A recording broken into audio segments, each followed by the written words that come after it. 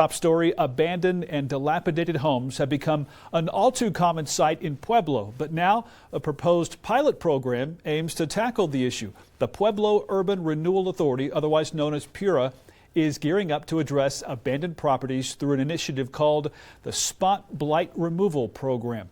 KRDO 13's Paige Reynolds joins us live in studio tonight to explain how it works. Paige.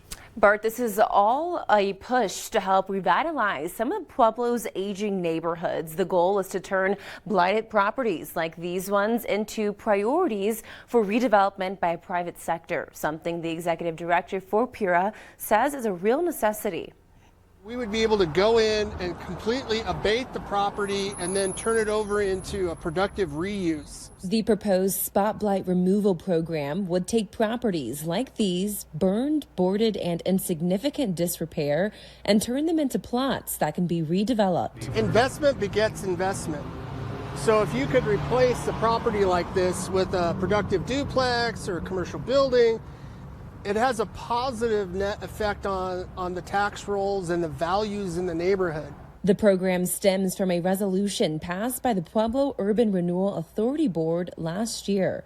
Pacheco says the areas that they're targeting include the lower west and east sides of the city, as well as Bessemer, otherwise known as the Y Zone. It's that area that we've been studying for well over 20 years on the city side, and it's gotten to a point where we need to intervene. Most city officials agree that abandoned properties contribute to the decline of neighborhoods and substantially impair growth within the city. They are infringing on the rights, the air quality, and the health of the folks that are their next door neighbors. However, Pacheco acknowledges there is a controversial element to this. You're taking a piece of property from somebody who has let it go, let it deteriorate to a point that they're negatively affecting their neighbors.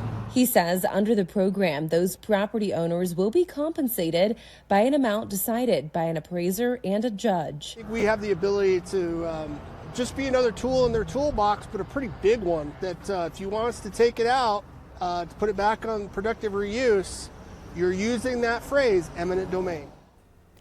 Spot Blight program leaders are now in the process of gathering funding and identifying which blighted homes to begin with. But there are a lot of moving parts to this, and the program won't get into full swing until sometime in 2026. Reporting live in studio, Paige Reynolds, KRDO 13.